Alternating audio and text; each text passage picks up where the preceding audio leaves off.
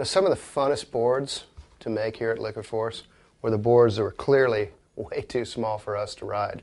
But that's the thing. It's getting people into the sport and getting them in when they're young so they can get stoked early, stay with it, and progress and become really great riders. Now, the Sovin family is no exception to that rule.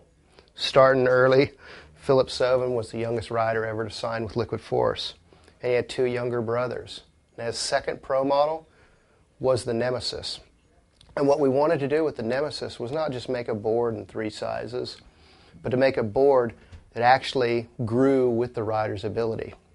Now, the Nemesis series starts with a board even smaller than this.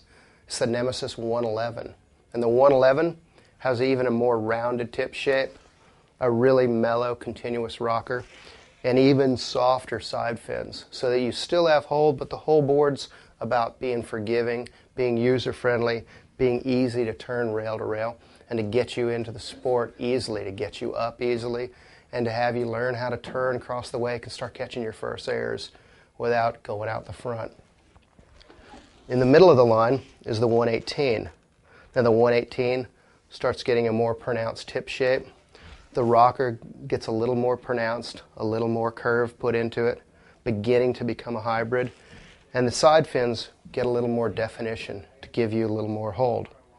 The largest shape in the Nemesis series is a 124. And the 124, again, the tip gets wider, the end gets blunter, the fins get steeper and more pronounced, and the rocker becomes more approaching a hybrid rocker.